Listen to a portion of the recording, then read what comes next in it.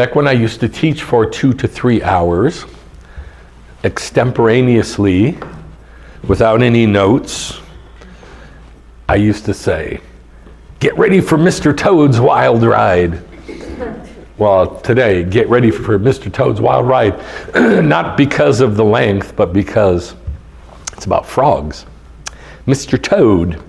I didn't know anything about toads, about frogs. So we're going to look at 2 different things. I've broken this down into 5 parts, the teaching. Number 1 is the plague, the first plague, the plague of blood. Number 2, part 2, is the year of judgment. In other words, we're going to look at a couple scriptures that talk about that when God judges, it's a year. It's a year of judgment. Part 3 is the second plague of frogs, Mr. Toad. Part 4 is the call to judge. That means like somebody calls out to say, "Come judge. Come here and judge. Come over here." And whoever is coming, we're going to look at a couple different things that are coming to judge because they've been called and how the call happens. And number 5 is the judgment on Edom. Because one of the rabbis, actually more than one, said that all the judgments that happened to Egypt are going to happen to Rome. That's what he said. Yay. And we know this because all the judgments that happened to Egypt are repeated where in the Bible? Say it loud. Revelation? Book of Revelation, the book of Chazon, Sefer Chazon. The book of Revelation has exactly the same, quote, plagues or strikes, makot, stripes. And they're in the day of the Lord. Well, who's going to be judging the day of the Lord? Edom. So that's the last part of the teaching. So we're going to look at these first before we look at the Torah portion. This is about the first plague of blood. And the name of the teaching is the voice of blood and frogs. It's not just about blood and about frogs, but that they have a voice. And what we want to figure out is, what are the voices saying? What's the blood saying? And what are the frogs saying? Because the frogs have a voice, and the blood has a voice. So the first thing we're going to look at is the voice of the blood. Genesis 4:9. Then the Lord said to Cain, "Where is Hevel, your brother?" And he said, "I don't know. Am I my brother's keeper?" Or maybe he said, "I do not know, Lord, for am I my brother's keeper?" I don't know. I don't know how he said it. I don't really care. Then he said, "What have you done? The voice of your brother's blood is crying out to me from the dirt." So what does that tell us? It tells us that the blood does what? Right. It cries or speaks or yells or whatever. It's got a voice somehow. "Now you are cursed from the ground, which has opened its mouth to receive your brother's blood from your hand." So obviously the voice, there's a voice inside the blood for some reason. Hebrews 12, "And to Yeshua, the mediator of a new covenant, and to the sprinkled blood which speaks." Now, I mean, people read this and they're like, okay, the blood, it tells us about. It just kind of like metaphorically tells us. No, it literally speaks. It literally has a voice, and we got to figure out what it says. Yes, sir? Looks like the ground would also speak because it's got a mouth. Yes, that's exactly right. The mouth, there's a mouth in the ground that, I hate to say it, drank up the blood of Hevel. Right. But think about it. In all the sacrifices, when the blood is poured out, where? Where's it poured out? It's into a basin. No. It's caught in conical shaped bowls called a mizrach, but the rest of the blood that is not caught and offered on the altar, what happens to that blood? It's poured out somewhere. In the ground? Very good. At the base of the altar. At the base is a big cubit-sized, like a step, all the way around the altar. There's a trough around it, right? No, it's not a trough. It's like a step, which is strange. You'd think it'd be like a trough, but it's not. It's a raised thing, not a down thing. It's up. And it catches the blood. It like receives the blood. Well, so does the ground. So the ground has a mouth, the blood has a mouth, and the base of the altar have a mouth. And they say stuff. Yeshua's blood speaks. This is not, I mean, it is metaphorical, but it's not like, just like it gives us interesting information. It literally says stuff. So you want to figure out what it says. Better than the blood of Hevel. Blood of Hevel spoke, yes? Yeah. And the blood of Yeshua speaks. Revelation 6. When the fifth seal was broken, I saw, now the way it translates it is beneath the altar. Beneath the altar. And I was like, what? There's nothing in Judaism that talks about beneath the altar. But there's a lot that says at the base of the altar. And that's what it's talking about. I saw at the base of the altar the souls. What's in the blood? The soul. The soul of the flesh is in the blood, right? So it's talking about that blood hitting the base of the altar of holy people that were murdered. Right. Martyrs. And it talks, it's speaking, and it starts with the first righteous guy that got killed, which is Hevel. Yes? In Genesis 4:9, in the Hebrew Bible it's Genesis 4:10, but it says bloods, the voice of the brothers. Bloods, plural. Plural. That's is correct. Crying out. The mot. And Rashi says it probably has to do with the descendants. Yes. But it also has to do with, or possibly do with the many strikes. Yes, that were given to them. so in my opinion, I agree with Rashi that it's the generations. Because it says that here. At the base of where is this altar that it's talking about in Revelation? In heaven. And in heaven, there's an altar, and in heaven, there's a base of the altar, and in heaven, there's blood on that base of the altar. First blood that was there was Hevel. And all the righteous after him that were murdered, all the prophets, their blood is on that altar. And the blood is crying out. At the base of the altar, the souls of those who had been killed because of the word of God and because of the testimony. This isn't talking about in the tribulation. This is talking about all the righteous Jews that have testified, saying the Shema, and testified about God since Hevel, which they had maintained, and they cried out. All there is a bunch of blood. How can they cry out? There's no people there. So the blood is crying out with a loud voice, saying, "How long, O Lord, holy and true, will you refrain from judging and avenging our blood on those who live on the earth?" Yes? For me, when you talk about blood crying out, today with so much developed in science and technology and stuff, we're able to use the blood to depict so many things. It tells us, the DNA tells us the physical attributes, and more than that, what a person can look like, Mm-hmm. or what they're predestined to be, and all those things, and even like in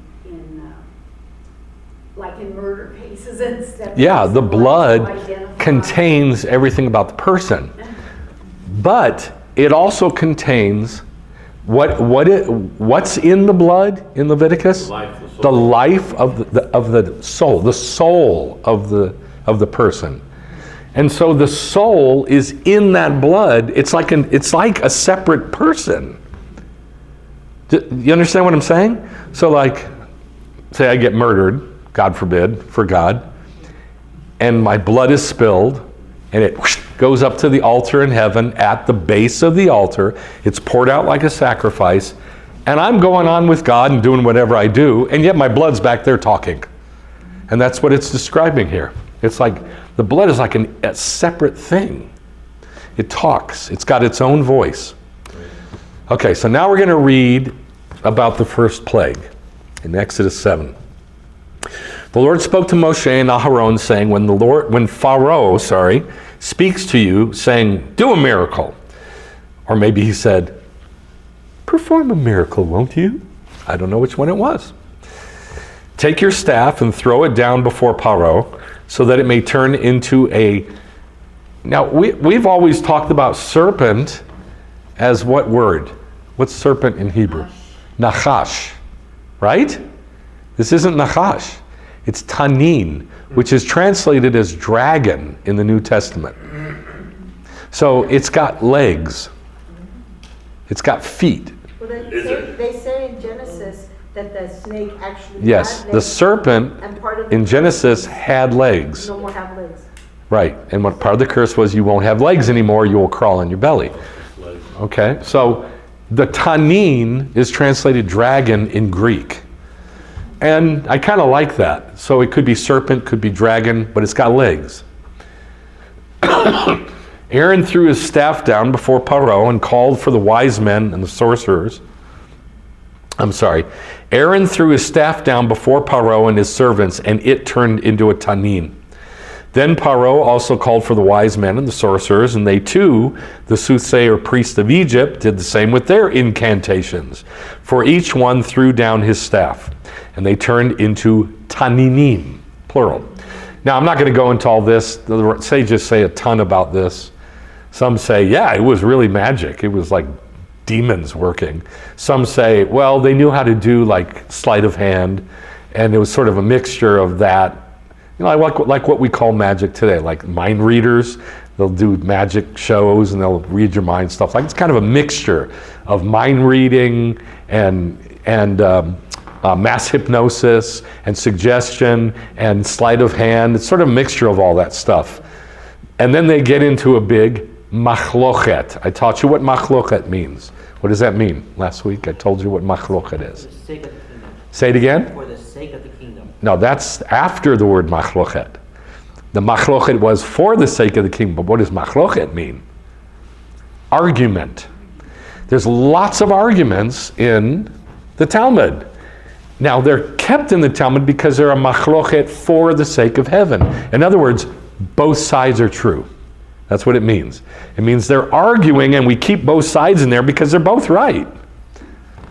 So you can do that research on your own. And they too, the soothsayer priests of Egypt, they did the same with their incantations. Now, why would they need to do an incantation if it's just sleight of hand? They wouldn't. For each one threw down a staff, they turned into tananim, but Aaron's staff swallowed their staffs. And this is the big miracle about it. Yet Paro's heart was hardened and he didn't listen to them, just as the Lord had said. The Lord said to Moshe, Paro's heart is stubborn. He refuses to send the people. Go to Paro in the morning as he's going out to the water. Anybody know what that means? He's going out to the water in the morning? To bathe. Sort of. More than to bathe. Say it again? Bathroom. Yeah, to go to the bathroom. Why? Because he's God. Nobody can see him go to the bathroom. So he does it in secret in the morning so he can like poof say, I never go to the bathroom. I am God. So he'd do it early in the morning and God says, go out there while he's relieving himself and go tell him what's going to happen. Kind of like to embarrass him, basically. Going out to the water and meet him on the bank of the Nile, and you shall take in your hand the staff that was turned into a nachash. Oh, yeah. Now this one says nachash. It's both words are describing the same critter. So we have something here. We have that a snake, a serpent, and a dragon are all the same thing.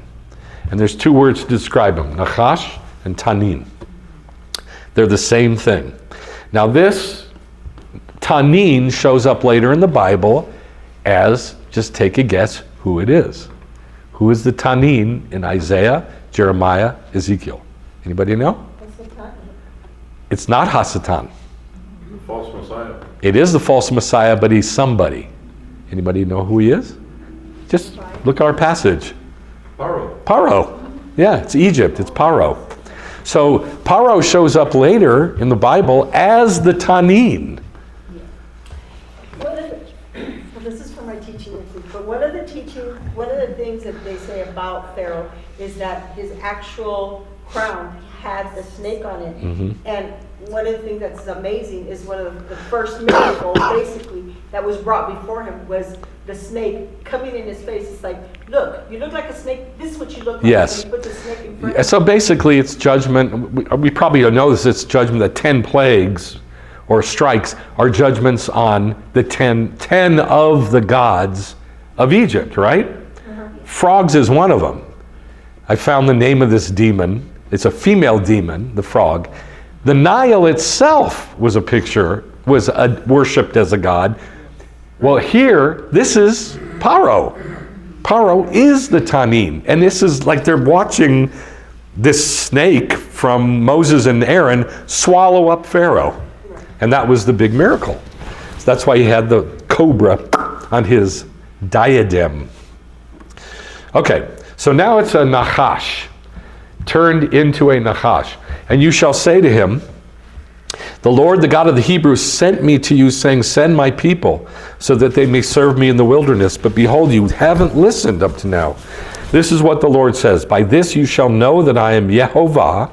Behold, I am going to strike the water that is in the Nile with the staff that is in my hand, and it will be turned into blood.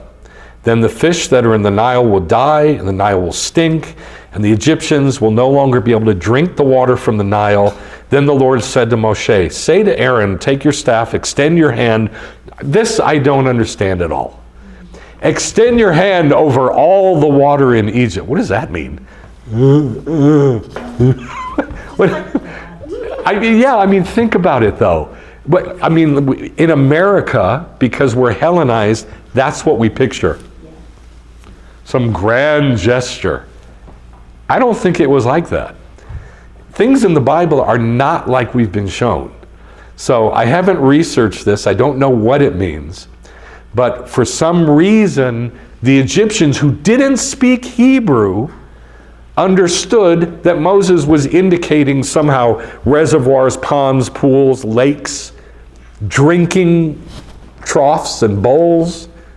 They understood this somehow. I don't know how, because I haven't researched it.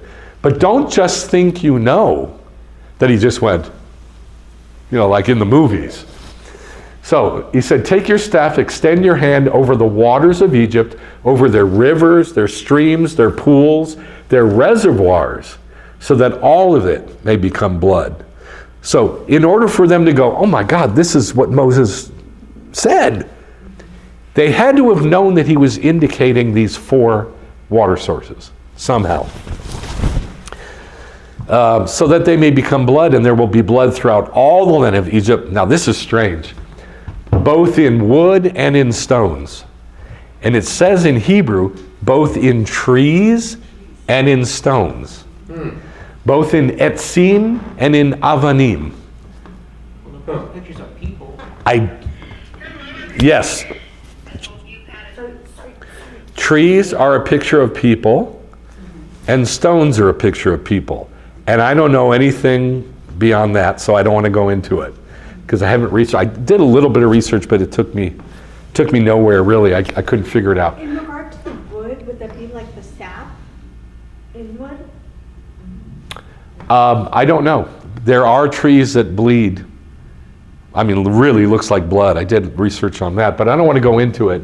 But all I know is it says both in wood and in stones.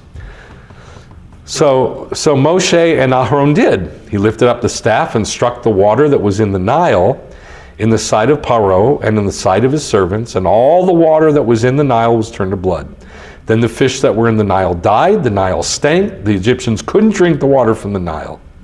And the blood was through all the land of Egypt. But the soothsayer priests of Egypt did the same. Every time I read this when I was younger, I'd go, God, were they stupid. They're so stupid. They're like it's not bad enough, we're going to make it worse just to prove to you that we can. Isn't that ridiculous? And then I found a comment by one of the rabbis that said, that's like poking yourself in the eye after you poke yourself in the eye or something like that, which is what I always thought. It's like, why would you repeat the thing? It just makes it worse. Why don't you take the stuff away if you've really got any power? And that's what a couple of the rabbis said that, which made me happy. I'm like, okay, I'm not stupid. I mean, you shouldn't be doing this, but they did it. And they repeated this magic trick. The soothsayer priests of Egypt did the same with their hidden incantations, and Paro's heart was hardened, and he didn't listen to them, just as the Lord had said. Then Paro turned and went into his house with no concern even for this. So all the Egyptians dug around the Nile for water to drink. So what did they do? They sunk wells right next to the Nile, and they found some water. And that wasn't blood? Wasn't bloody. That's odd. Well, he never said to wave your wand over the groundwater. Right. He never said go for and that's called groundwater, the water that they tap by well. He never said that. He said the standing water, the reservoirs, the lakes, the rivers. He never said the groundwater.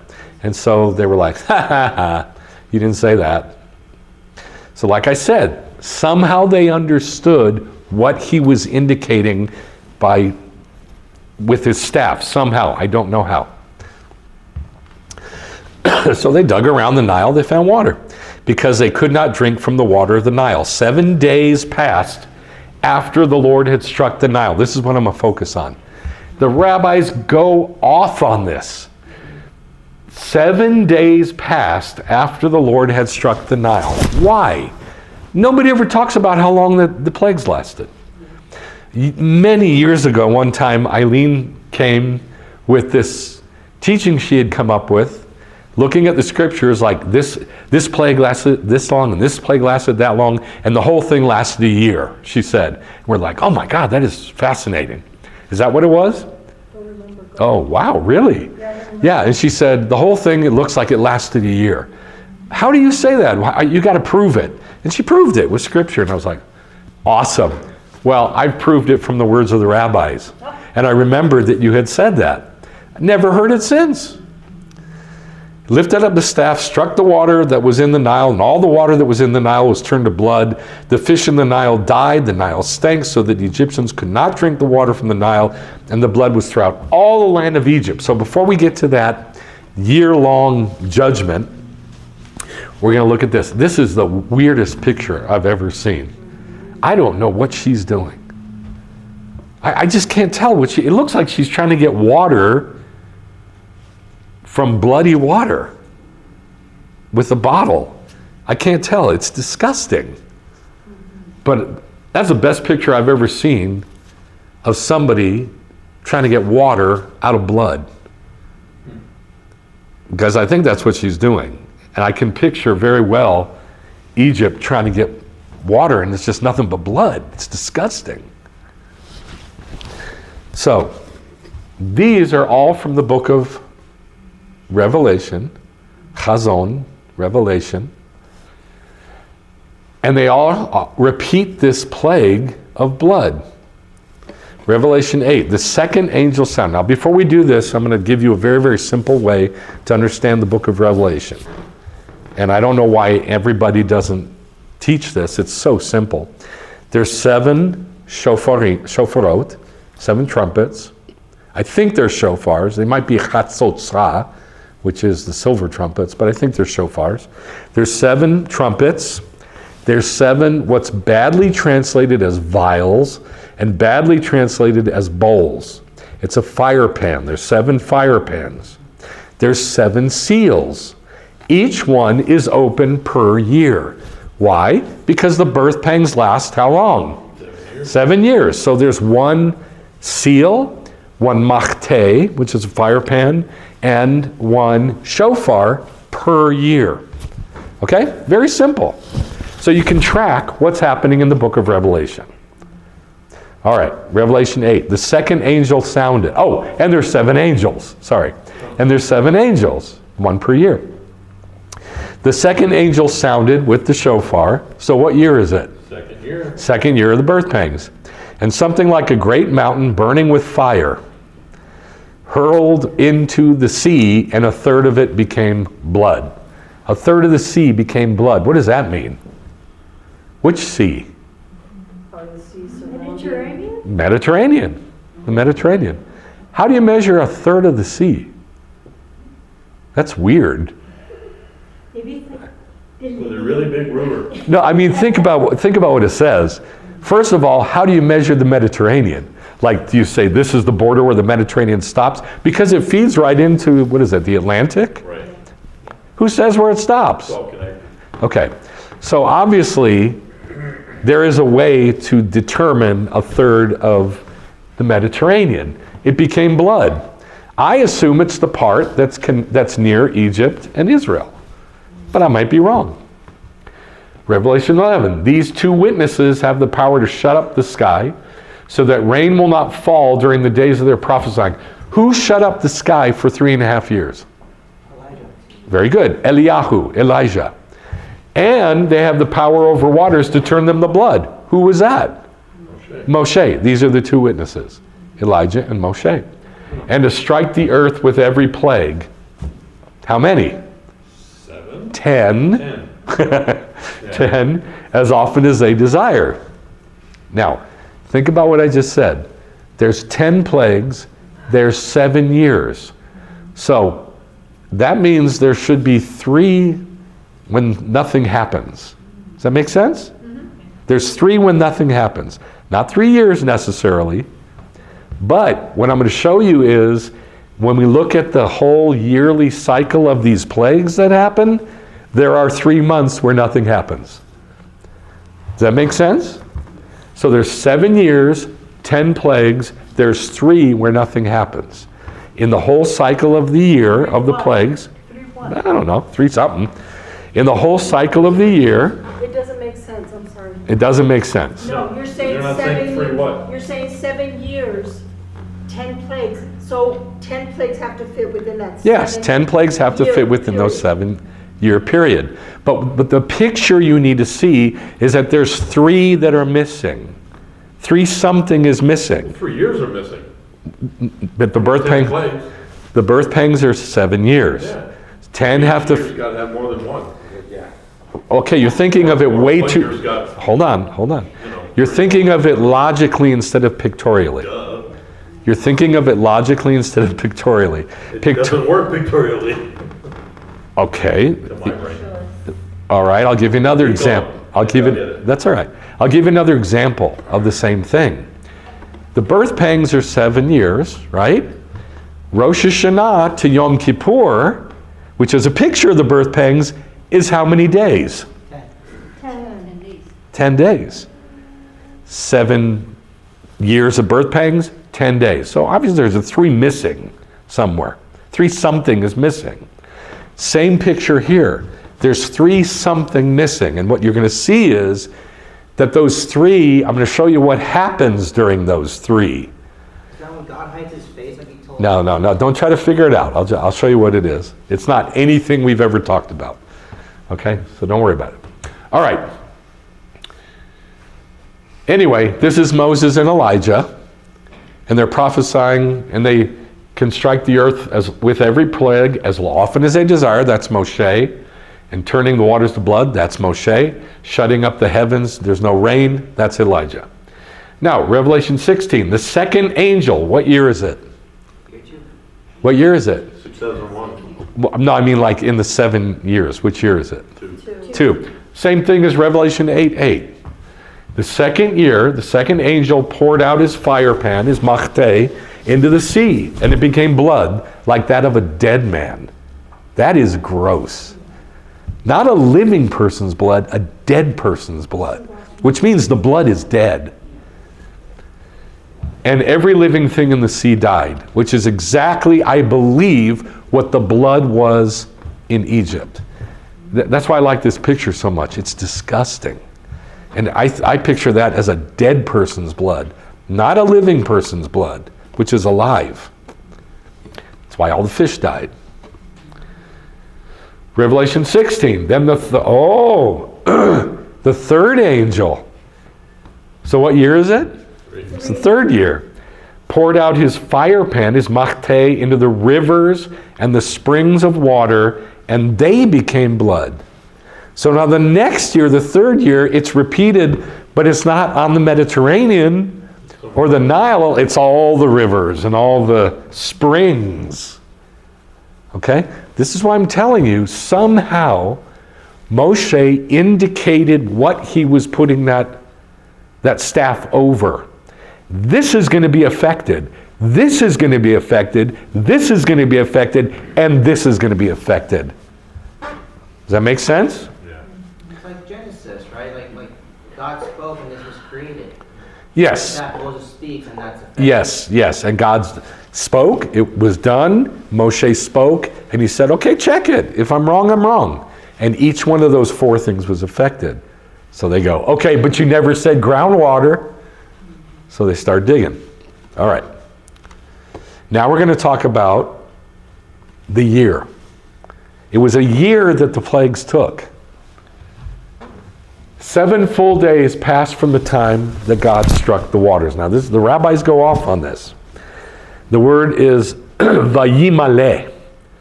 Vayimale. And there was completed 7 days. The amount of 7 days during which the plague continued, in that the Nile did not revert to its former state. This verse comes to tell us that the subsequent warning that took place for each plague, this tells us about all the plagues, is what they're saying. That the subsequent warning that took place for each plague would last a quarter of a month. 1 week, Shabbat to Shabbat. And for 3/4 of a month, for 3 weeks, Moshe warned and cautioned the Egyptians about the forthcoming plague. With each plague. Does that make sense so far? So, how long was the warning for each plague? 1 week. 3 weeks. 3 weeks of warning, and then how long did the plague last? 1 week, okay? And there's 10 plagues. So we would think it would take how long? 10 months. 10 months, right? Okay. Look what it says. I'm sorry, let's go back up here. Moshe warned and cautioned the Egyptians about the forthcoming plague. Thus the plagues lasted for 10 months. The plagues themselves lasted for 10 months. But it's a whole year of judgment, which I'll show you. The plagues of Egypt lasted 12 months. So one rabbi says, Rashi, quoting the Talmud, says, all the plagues lasted 10 months. But then Seder Olam, which gives all the timeline of the scriptures and everything else, says the plagues of Egypt lasted 12 months. How can they both be right? How can both Rashi, quoting the sages, and Seder Olam be correct? Because they're still adding the 3 weeks as a period of the month.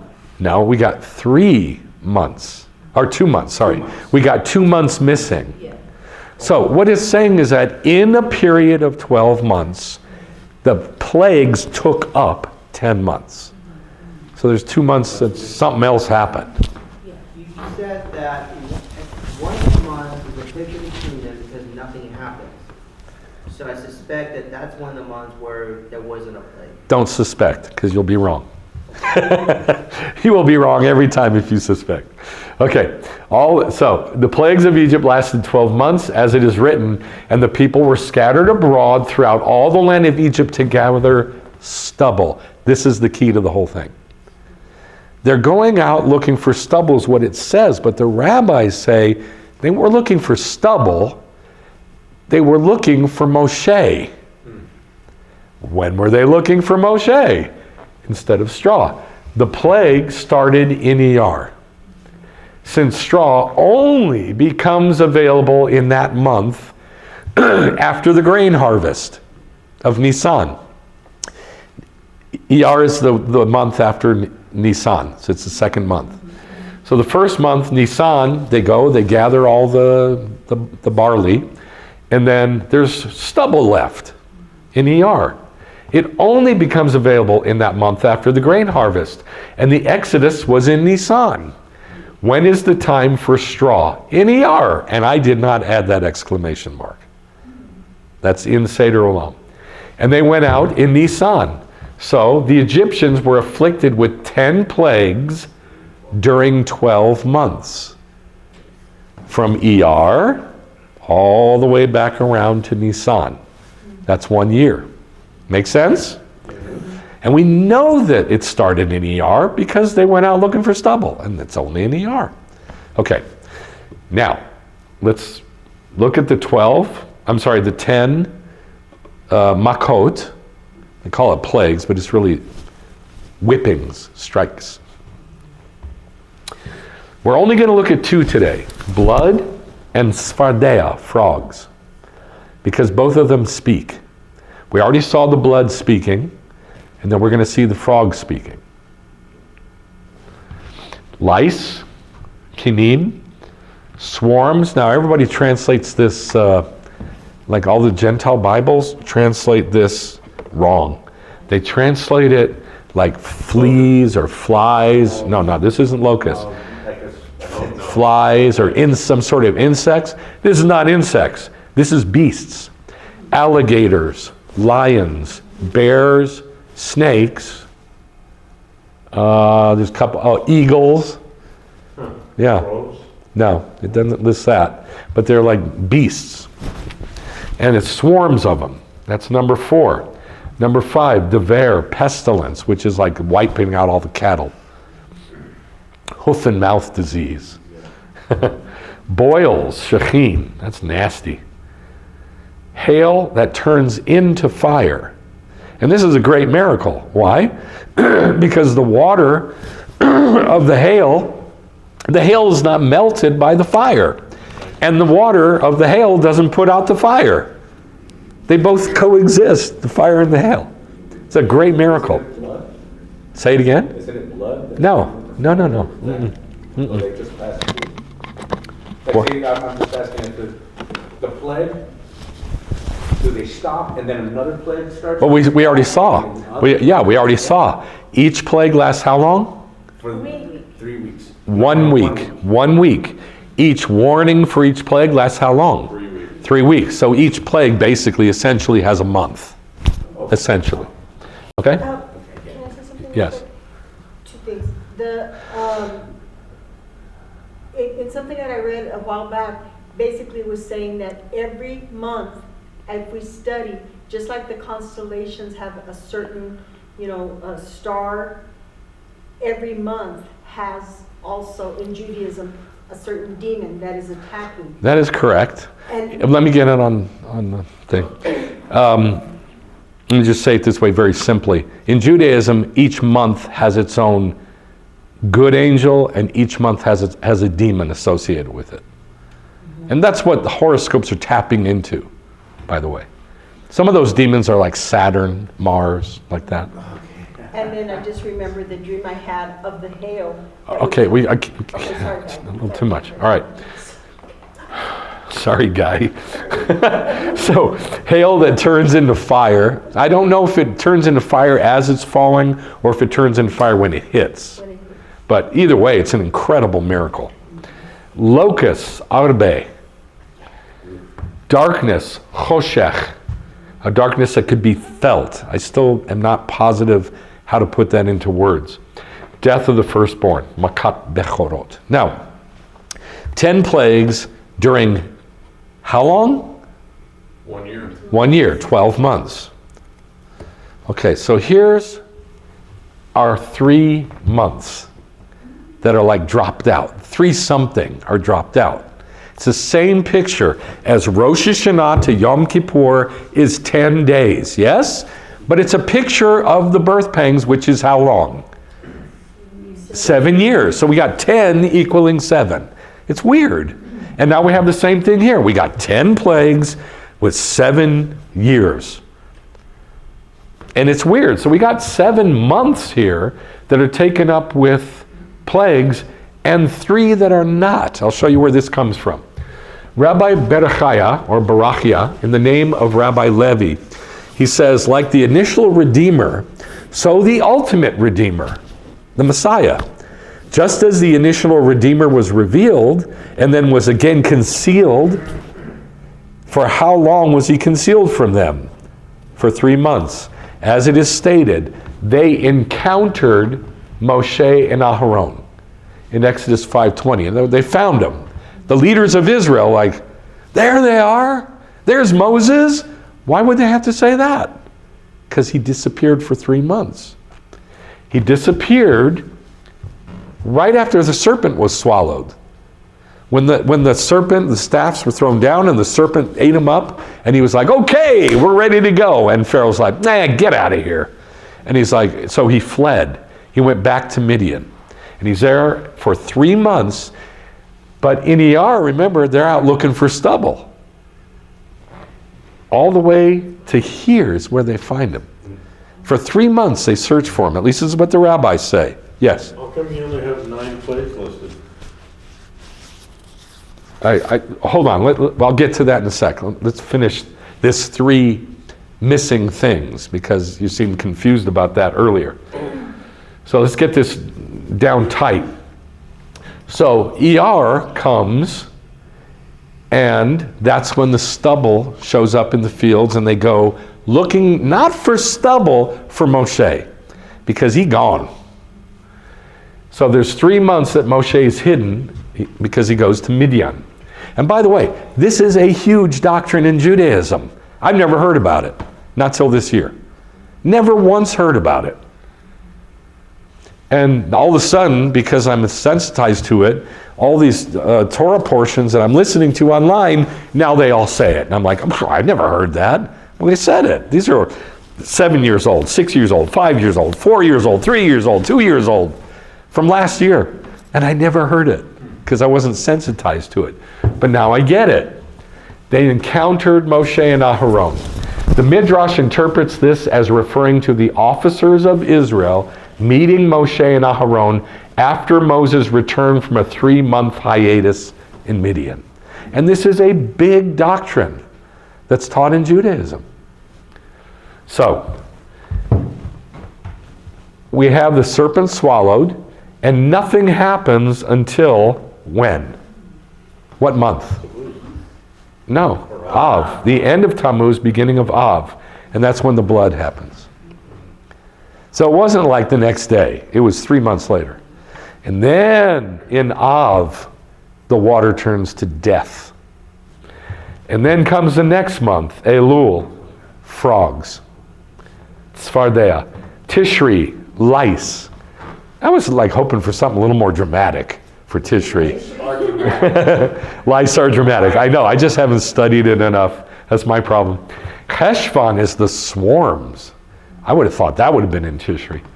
And then Kislev is pestilence on all the cattle.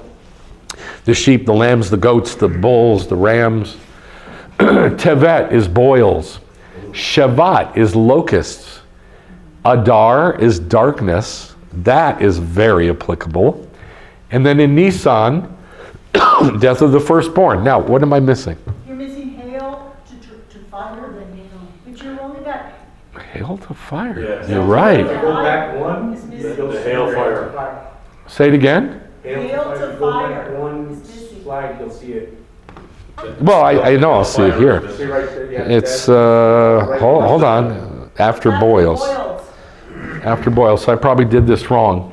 So boils is in Tevet, so this has got to be one back. You don't have 10 months separated. You have 9 months 5, separated. 6, Because he 7. wanted to Because separate you out put the the 3. you separated the 3. Yeah, 'cause So maybe 3 is 12, maybe this has to come back to somewhere early in Tammuz. but then it wouldn't be 3. It wouldn't be full months, but it'd be 3 months. Yeah. Could it be the 17th? The what? The 17th? Okay, please, you've gone 3 layers deep. I don't know. I'm missing a plague here. So obviously I did it wrong.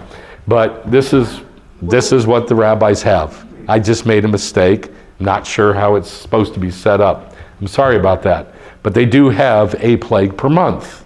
Yes. And they do, Son. just please. And they do have the 3 months, but I guess it's not 3 full months. And I guess that's the answer. Maybe. I'll have to check it.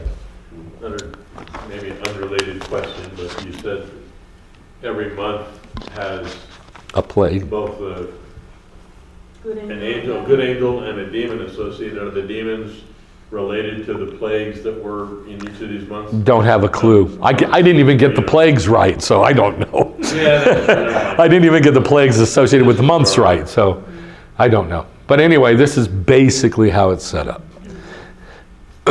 So there's our 3 missing somethings, all right? 7 equals 10. But what you can see is that it's a year. It's a year of judgment. This whole deal took a year. Now, this is a picture, and it's really, really important. In Judaism, there's only 2 times of the year. What are they? The winter and the. winter and summer. There you go, winter and summer. And remember that prayer, when we do the Amidah, the prayer changes to the one we're doing now, Mashiv HaRuach Umorid HaGeshem, who makes the wind to blow and the rain to fall. When does that change to that? When does the Amidah change to that prayer? No, we're in winter right now. When did it change? Pesach, no? When did it change to that prayer? Oh, Sukkot. Thank you, at Sukkot, when we start praying for the rain. 7th month, yes? 7th month at the bottom. At the top, on the other side of the month, Nisan, is when it changes back to who brings the dew. Which is like which is the 7 and the 1. Yes, guys, you're really making it kind of hard now to get through what I'm trying to get across. I know I messed this up, but we've got to move on. We've got to move past it. So, the year is divided in half. You have winter months, and you have summer months. Okay, and by the way, it goes counterclockwise, not clockwise. So we have summer from Nisan to Elul, and then we have winter from Tishri to Adar. Make sense? Yeah. Okay. This is important because in the Bible, judgment lasts a year. Judgment lasts a year. The plagues of Egypt lasted 12 months. The plague of Job was 12 months. The plague of Job was 12 months. How do we know that?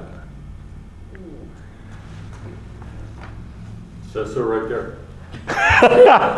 And I didn't tell you where this comes from.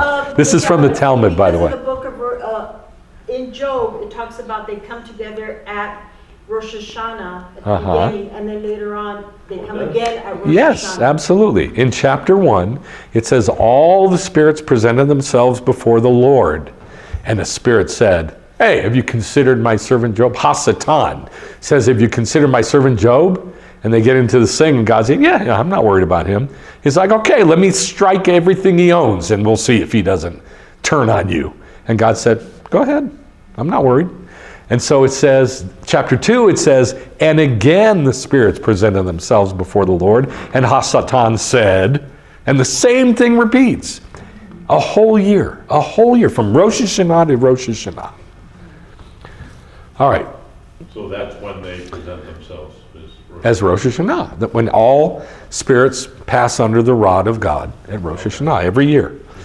Okay. The plague of Job was 12 months. Excuse me.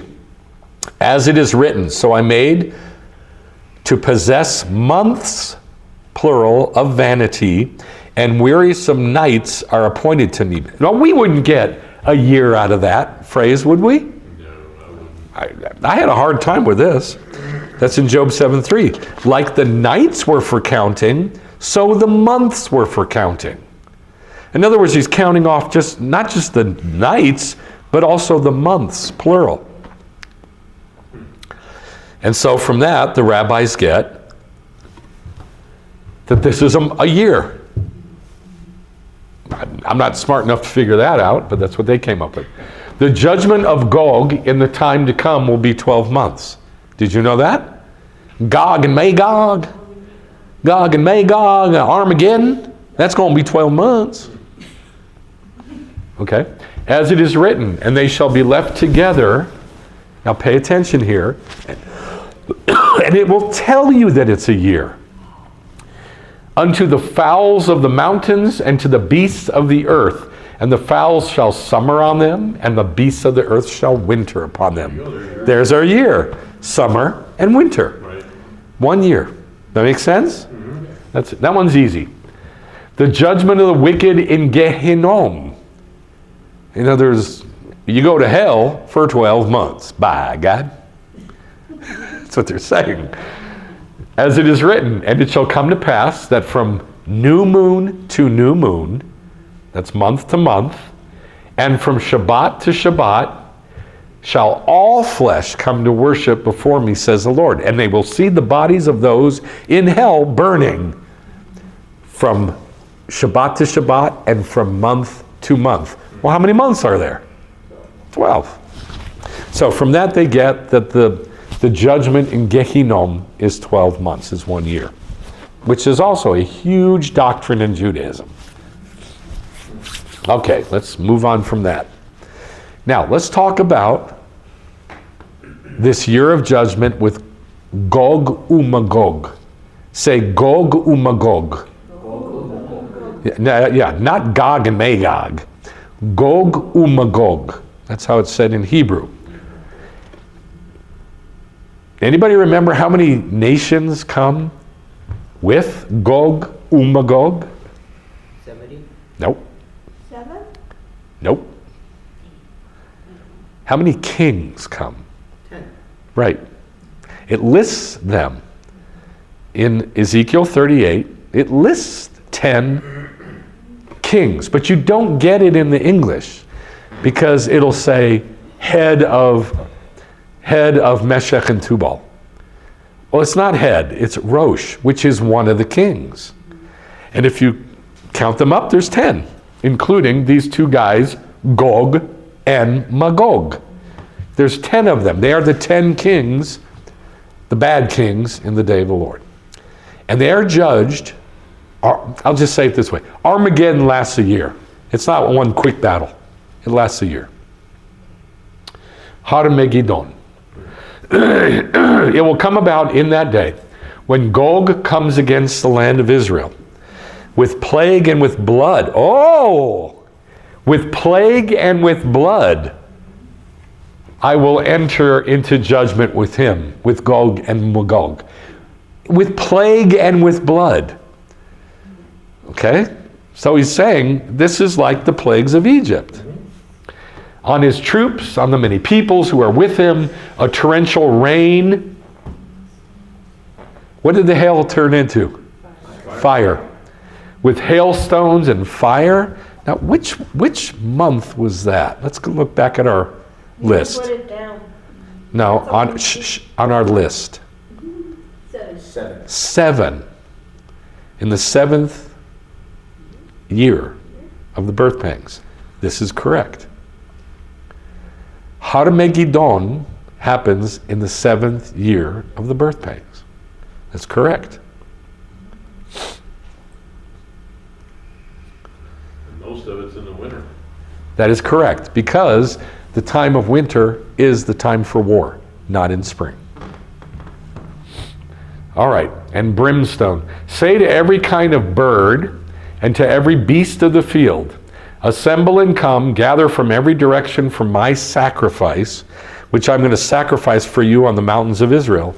You, the birds and the beasts, will eat flesh and drink blood. When do the birds eat? Whoop. Summer or winter? Summer. And when do the beasts eat? Winter. Winter. Let's see if that's correct.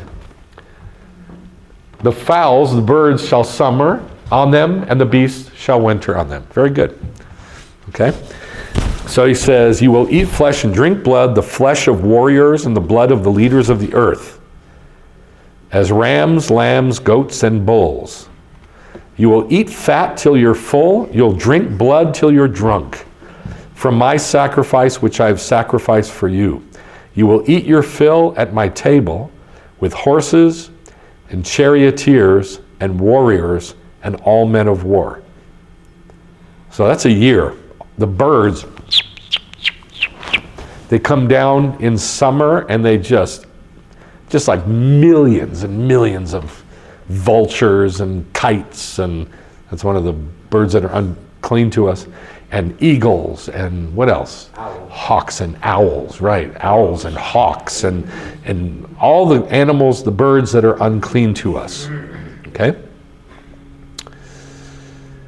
So then he says in Isaiah 61, this is interesting, to proclaim the favorable year of the Lord, the day of vengeance. Right. That's the favorable year of the Lord. Everybody loves to talk about it's the favorable year of the Lord. I used to hear that all the time from Christians back in the 90s. They would say, revival's coming, it's the favorable year of the Lord. Then the Messianic Jews started saying it. Yeah, the day of vengeance. That's the favorable year of the Lord. And it's a year. The day of vengeance lasts 1 year. But it really lasts 7 years. Right? The birth pangs last 7 years. But in picture form, you can picture it as the 12 months. That make sense?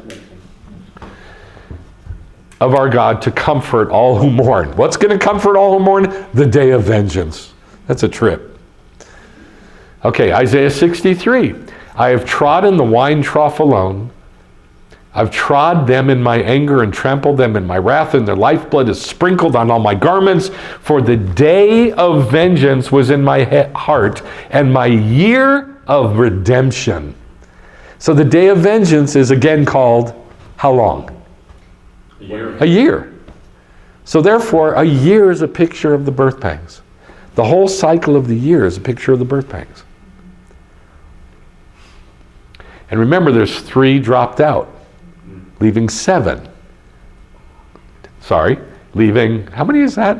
What's 12 minus 3? 9. 9, okay. But in picture form, it leaves 10 plagues or 7 somethings. I'll say it again. Rosh Hashanah to Yom Kippur is how many days? 10. And that's a picture of the birth pangs, which is how long? 7 years. So it's always this picture of 10 equals 7. But now we got 12 equals 7. So we're layering picture on top of picture, and it can get very confusing if you can't follow it. So this is why you have to think of it in picture form and not so much logically. And it can get tough. But, by the way, this is not from me, this is from the rabbis. The rabbis say a year is a picture of the judgment of God. And they give these verses. Okay. Judgment lasts a year. The plagues of Egypt lasted 12 months. The plague of Job was 12 months. What else did we have? The judgment of Gog is 12 months. Gog and Magog. The judgment of the wicked in Gehinnom will be 12 months. I'm going to add another one. What else was a judgment that lasted 12 months? The flood. The flood. Right. The flood. Didn't it last 12 months? We know this from Genesis 7 and Genesis 8. It says it. Genesis 7, in the 600th year of Noah's life, in the 2nd month, the 17th day of the month, the windows of heaven were open. That's when the whole thing started. The whole show began in the 2nd month. And now a year later, in the 601st year, in the 1st month, the 1st day of the month, the waters were dried up from the earth. And in the 2nd month, there it is again, on the 27th day of the month, the earth was dried. Show's over. So it lasted how long? 1 year. Exactly 1 year and 10 days. Yes? Okay, same picture. A year is judgment. Now, in my opinion, this may sound stupid, but if people were really thinking biblically, they wouldn't say, the year of redemption, the year of salvation. They'd say the year of judgment. That's what we're waiting for. The year of judgment. When all those souls at the base of the altar say, how long, O Lord, how long? And then God says, all right, I'm bringing it. To pay back all the people that murdered my holy ones. The blood that's been spilled on the altar. Say it again. The blood that's been spilled on the altar. Not on the altar, at the base of the altar. Yes, very good. Okay, now we're going to go on to the second plague, the Tzfardeia.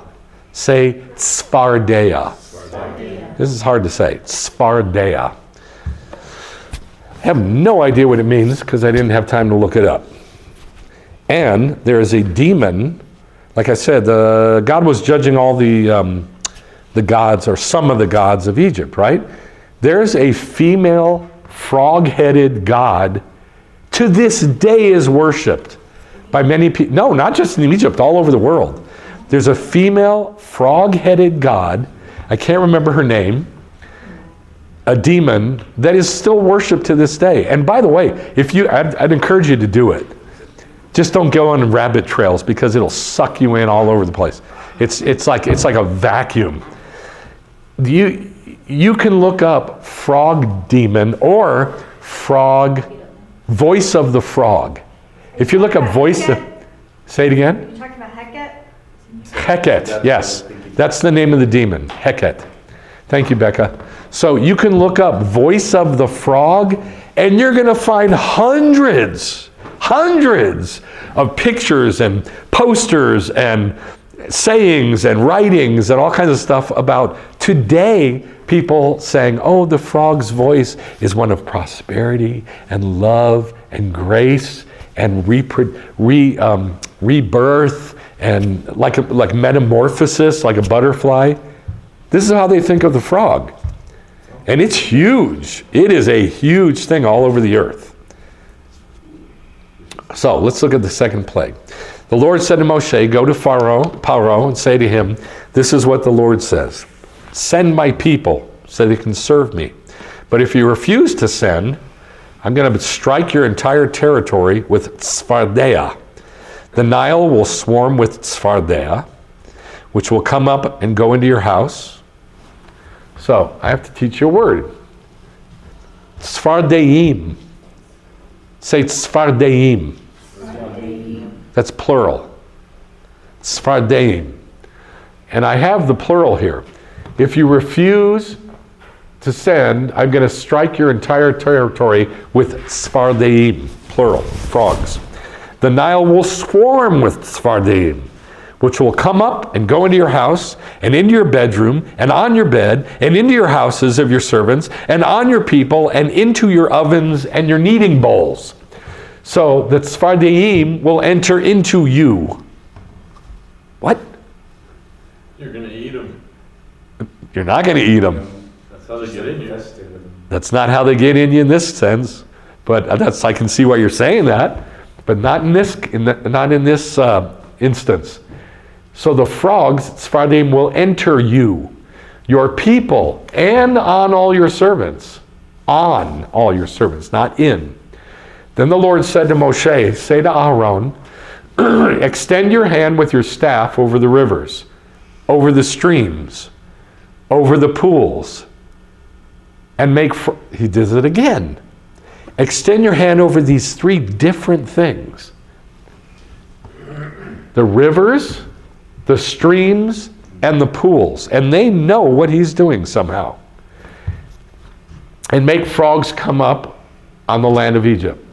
And Aaron extended his hand, Aaron's doing it, extended his hand over the waters of Egypt, and the frog, the Tzfardea, came up. What's wrong here? It's only one. You're right. One frog comes up. Whoopsie. Frog demon. Yeah. The frog came up and covered the land of Egypt. One frog came up and covered the whole land of Egypt. The spirit of that frog. Right. Isn't that interesting? However, the soothsayer priests idiots. They did the same thing. Yeah, let's. You didn't get enough thorns in your eye. Let's stick some more in there. The frog came up and covered the land of Egypt. The soothsayer priests did the same with their secret incantations, making frogs, Tzfardea, come up on the land of Egypt. Then Paro called for Moshe and Aharon and said, plead with the Lord to remove the frogs from me and from my people, and I'll send the people so that they make sacrifice to the Lord. And Moshe said to Paro, the honor is yours. You tell me, when do you want me to take them away? And he says, tomorrow. Not today. Not today. Let me suffer a little more. Yeah. Tomorrow, let's do that tomorrow. So he said, The okay. very fact that he said, he calls in Moses and Aaron is to plead with them when his priest just made more. Right. His priest just made more. So he says, okay, according to your word, so that you may know that there's no one like the Lord our God. The frogs will depart from you and your houses and your servants and your people, and they'll be left only in the Nile. Okay. Weird story. Now here's what the rabbis say about it, which is even weirder.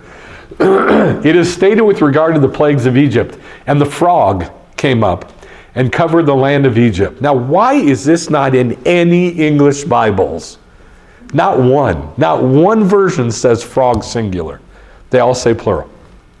Except the Jewish version, the Kahot Chumash. Yeah, even this one has plural. Of course it does. Cover the land of Egypt.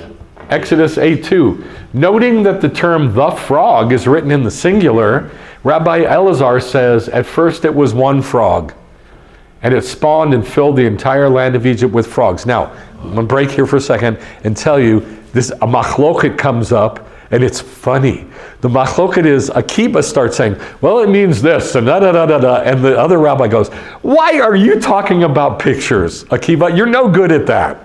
You need to stick to halakha because you are brilliant at halakha. Let us do the midrash. Let us do the pictures.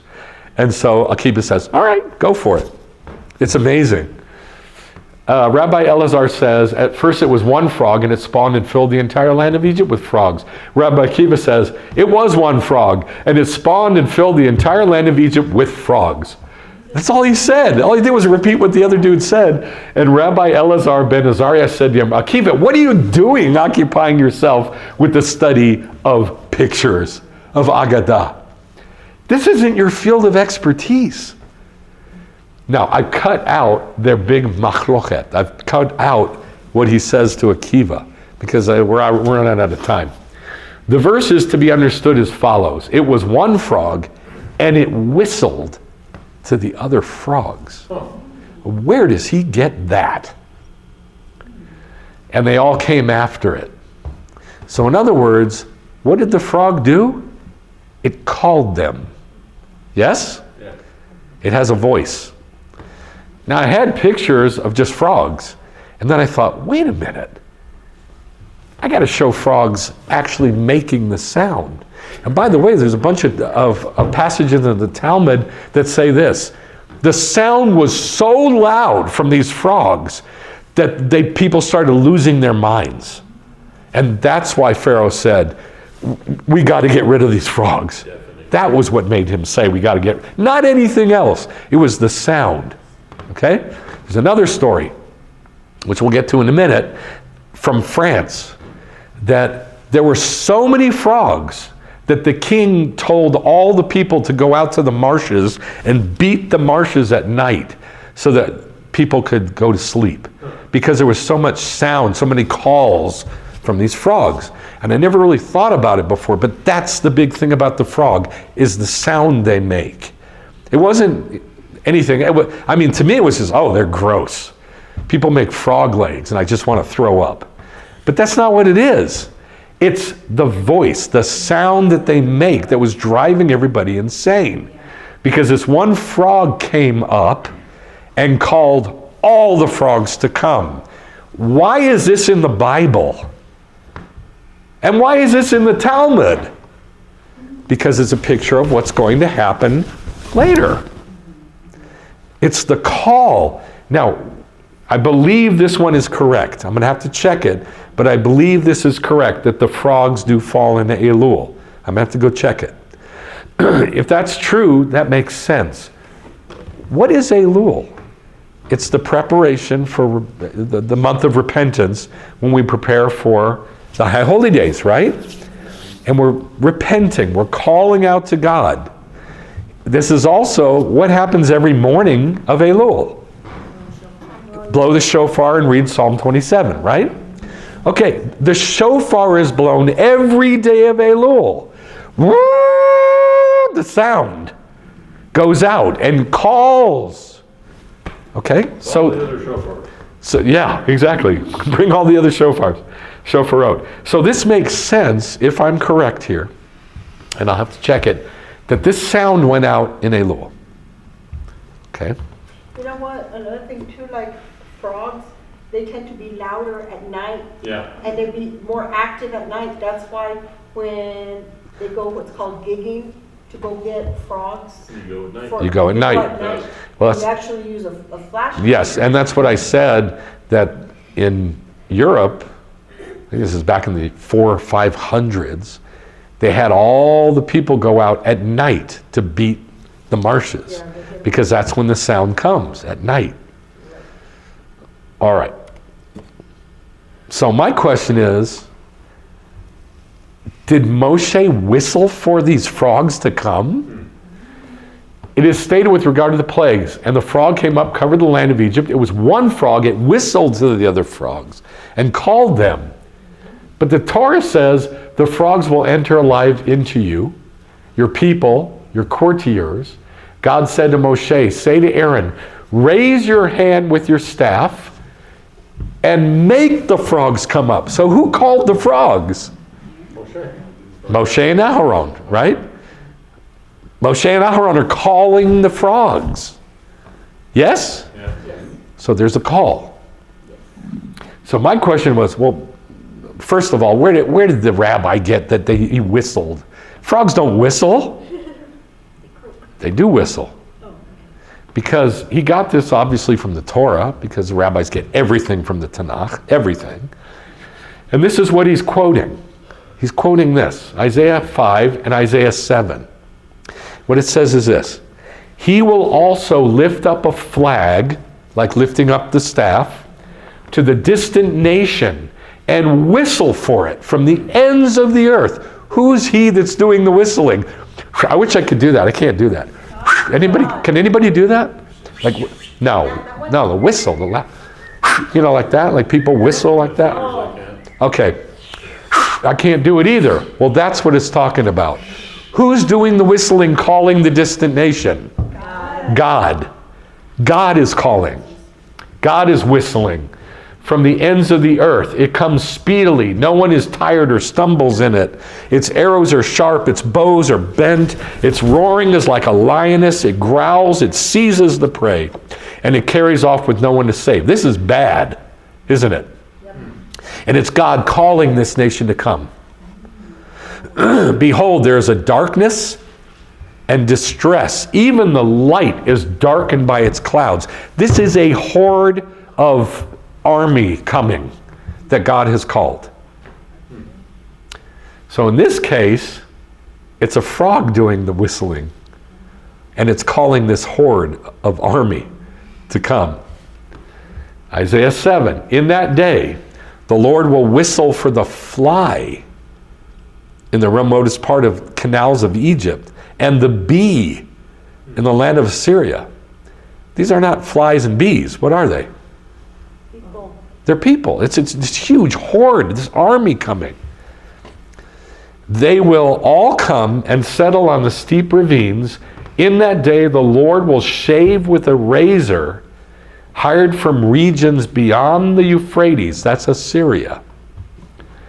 That is, with the king of Assyria, that's in the text, the head and the hair of the legs of who? Who's he shaving? Who's he going to shave with Assyria? Assyria being the razor. Who's he going to save? Israel. The body of God. It's a body. It's a human. And he's going to shave all that hair off with Assyria. The head, all the hair on the head and the beard and the lower beard. The whole body gets shaved. In other words, hairs are Jews, and it's just this horde coming to attack Israel and to kill them. But God's the one calling them. Does that make sense? Okay. Can I ask real quick? Yes. What's the Hebrew word for whistle? I don't know. Oh, I didn't find it. See if you can find the Hebrew word for whistle. Now we're going to look at something weird. I don't put a whole lot of stock in this because it's from Christian source, but I find it interesting and bizarre. So it's the only reason I'm including it. Look at this. It's a standard. This is a banner, this is a shield, and this is a shield. Looks weird, but it's a shield. Look what it's got. Frog. Not just frogs. Must be French. How many frogs? 3. 3. Okay. Ezekiel 38. We're going to look at this, and then we're going to look at Revelation 16 first. Then we're going to come back to this weird stuff. Ezekiel 38. I will call for a sword. What? Call for a sword. What? Who? The Lord. God. God will call for a sword. Come on! Against him. And this is Ezekiel 38, against Gog Magog. Yes? On all my mountains, declares the Lord God, every man's sword will be against his brother, with plague and with blood. I will enter into judgment with him. I would submit to you that the plague is Sphardea. Revelation 16 says, I saw coming out of the mouth of the dragon, what's dragon? The snake. Tanin. No, snake is Nachash. Tanin is a dragon. Can I answer her question? The word whistle is sharak. Sharak But it's is, not just- wait, honey, I have to get it. Sharak is whistle, But it's not just whistle, it's like hiss. to hiss or whistle or like a pipe. Okay? Thank you. I saw coming out of the mouth of the dragon, the Tanin, and out of the mouth of the beast, the Behemoth, the false Messiah, and out of the mouth of the false prophet, 3 unclean spirits like frogs. 3 frogs. For they are spirits of demons performing miracles that go out to the kings of the whole world to... It's whistling for them. Now, this is in Revelation, and the rabbis are the ones who said that the demon will whistle for the demon of the frog will whistle for all the rest of the frogs to come, like a horde. The 3 unclean spirits like frogs, for they are spirits of demons doing miracles that go out to the kings of the entire world to gather them together for the war of the great day of God the Almighty. And they gathered them together to the place called Armageddon, Harmageddon. What are they going to Harmageddon for? For the war. For the war against who? No, this is Gog and Magog who's coming. Oh. And who are they going to fight against? Israel. God. I mean, yeah, it's in Israel, but they're literally going to fight God. And then God comes and destroys them all. So, do you see the bizarre picture here? That there's 3 demons. They're all frogs, so I suppose their voice is the same. They all sound the same. They all look the same. But there's 3 of them. One from Hasatan, the dragon, one from the beast, the false Messiah, and one from the false prophet. And they all say the same thing. And what they say is, come on! Now, this is weird. I don't know how much stock to put into this. Hold on. Yes? Well, there are 3 spirits, right? Mm-hmm. And God told Moses and Aaron to put the staff over 3 bodies of water. Oh, very good. I didn't catch that. That's hold on. Very good. Over the rivers, canals, and ponds. Very good. But the salvation for the first plague was they had to go dig for water to get the groundwater. It's like that thing that Okay. Yeshua said about. Yeah, okay, move on. And then, connected to this, please. Connected to the frogs, please. It's like a distraction, right? You know, what everybody's focusing on those 3, we're supposed to be looking for something else. So while everybody's focusing on the rivers, canals, and ponds, you're supposed to be focused on something else, Yeah. which is what? On God. Because, you got the false Messiah, you got Hasatan, right? You usually look at the thing that's scary, but if we look upwards. Oh, well, it's like that with every plague and every judgment and every bad thing. You don't get involved in the judgment. You get your eyes on God. That's a different matter. What we want to do is look, why is this crazy stuff in the Bible? That's what I want to find out. Why is this in the Bible? Because we're trying to learn how to see the Bible in pictures, right? Yes or no? Is that what we're after here? Yes or no? Okay, it takes training to do that. So what we want to do is look at what does each thing represent? Well, sometimes we get a good, clear picture in the New Testament. Sometimes we don't. This one's pretty darn clear, that we have this huge horde coming of frogs. Now, in the next Torah portion, we're going to see the same attack pictured as locusts. But it's the same attack. So what I'm saying is that all of the plagues, they're all the same. They all coincide, and they are all the same pattern. And so each one of the plagues can be a picture of this attack in the birth pangs. Each one of them. All right. Now, you guys are stopping me a lot, and this is a long teaching, so don't complain afterwards. Because so here, we got Paso. So here's a tapestry. This is from a tapestry in the Cathedral of Reims showing, quote, the battles of Clovis. Anybody know who Clovis is? No? There's a Clovis, New Mexico. I didn't ever know who Clovis was. Clovis was the, quote, first Christian king of France. Battles of Clovis, right. On the right, I'm sorry, this one. He was the first, this is the shield of Clovis, the first Christian king of France. One of 23 bronze statues of the House of Austria. Now it made my eyes perk up. Talking about France, who cares about France? But when you start talking about Austria, Germany, and it's way back then, now we're talking about Amalek. And Amalek was the grandson of who? No. Esau. Thank you. Esav, Edom. Now we're talking. So, the first Christian king of France, one of 23 bronze statues of the House of Austria, all these warriors from the House of Austria, bearing shields. The upper right has the 3 frogs on the shield of Pharamond, the first king of the Franks, who became the French. But it's from Germany. So I didn't know until yesterday that the roots of France are in Germany, Austria. I didn't know that. Yeah. On the shield of Pharamond, first king of the Franks. Look at the date. 420.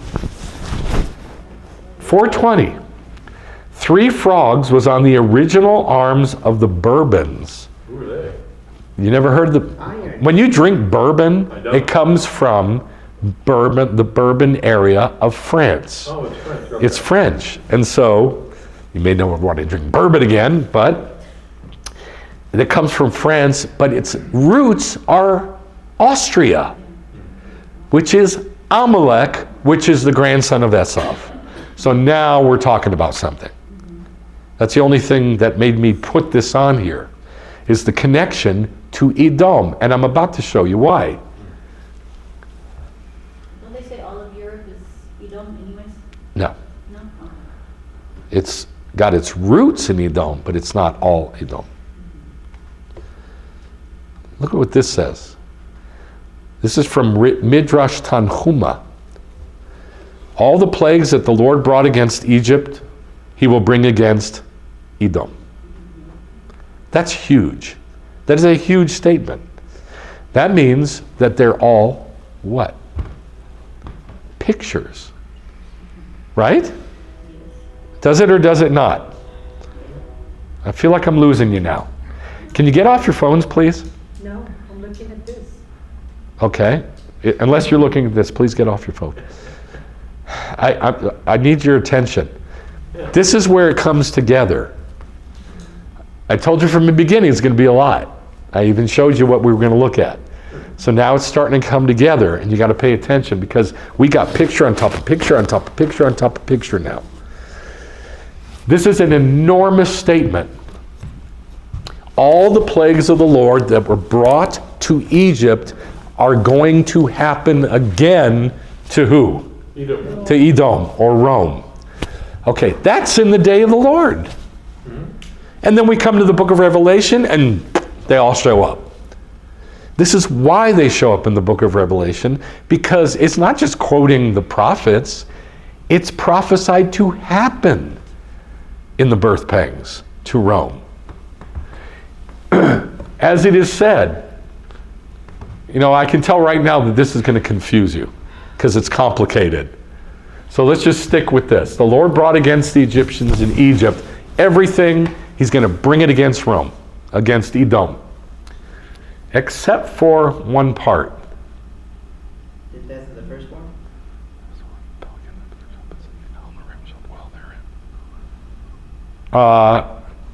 No, this. When the report comes to Egypt, they will be, in a lot of pain or a lot of vexed, is what they say in the South, at the report of Tyre. Does anybody know who Tyre is in the Bible? Like who God says Tyre is? Isn't it Greece? No, it's not Greece. No, that's where it is. I'm saying who it is. It's Satan. Very good. It's Hasatan. That's in Ezekiel 27 and Isaiah 14. Tor is called Hasatan. And then he's called in another place, guess who? Edom. So when they read Tor, they read Edom. They shall be pained at the report of Tor. In other words, what God is bringing against Tor. When the word Tyre, we translate it Tyre, is without the vav to make it Tor, is spelled defectively, it refers to Edom, which also oppressed Israel. So what is it saying? It's saying this. God brought all these plagues or makot against Egypt for one reason and one reason only, to show that he's going to do it again. That's it. That's the whole story. But they bring it from many, many different proofs. It's going to be against Edom. It's going to be against Tor. It's going to be against Assyria. It's going to be against Babylon. It's going to be against all the bad guys in the Bible, but all of them are the same guy, the false Messiah. All right? And if, you should know these by heart by now, that Rome equals Edom, or Edom equals Rome. So we've gone over this for the last 3 weeks. The name Edom is used by Talmudists for the Roman Empire. Edom, the nation supposedly descended from Esau, is a symbol of Israel's eternal enemy. Edom participated in the destruction of the first temple. Rome destroyed the second temple, so therefore Edom equals Rome. Edom became a symbol for Christian Rome and then for Christianity in general. And then the name Esav or Edom is used as an eponym, a nickname for Rome. All right, very simple. So you read Edom in the Bible, you think what? Rome, Christianity. I need to hear from everybody. You read Edom in the Bible, and what should you think? Rome. Immediately think Rome. If you want to think Christianity, awesome. If you want to think Hellenism, even more awesome. Isaiah 34, draw near, O Gentiles, and hear and listen, O peoples. For the Lord's indignation is against all the Gentiles. And then he defines who all the Gentiles are. For my sword is satiated in heaven, it shall descend for judgment upon Edom. Who does Edom equal here? Here, in this verse. Gentiles? All the Gentiles. How many Gentile nations are there? 70. 70. They're all going to come against Israel. This is the same scripture, the end of it. I've devoted to destruction. The sword of the Lord is filled with blood. It is sated with fat. Okay, so there's all the animals are dying and it's greasy with fat and the blood of lambs and goats.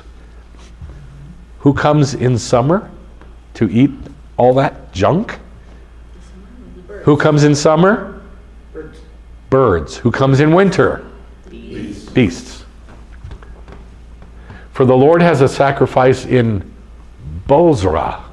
Bozrah is the capital of who? I'm losing you. Edom. And a great slaughter in the land of Edom. I thought this was at Harmageddon. Harmageddo. Right. Where's Harmageddo?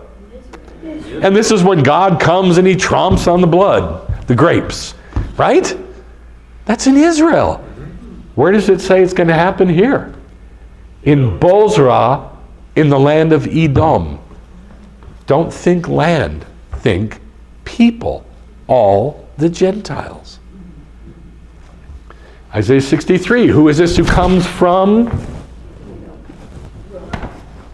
With garments of glowing colors from Bozrah. There's Bozrah again, that's the capital of Edom. One who's majestic in his apparel, marching in the greatness of his strength. Your garments like the one who treads in the winepress. Why? Because I've trodden the wine trough alone. Who's in that wine trough? Edom. Edom. Well, they're the grapes, and God's in there tromping. Yeah. And from the peoples, there's no man with me. So I trod them in my anger, and trampled them in my... Who is he trampling? Edom. Which equals Rome, which equals all the 70 Gentiles, all the Gentiles. For the day of vengeance was in my heart. That's the day of vengeance. Jeremiah 49. I've sworn by myself that Bozrah, what's Bozrah? Edom. The capital of Edom, will become an object of horror. God's going to wipe it out. Let's see, let's go down to here.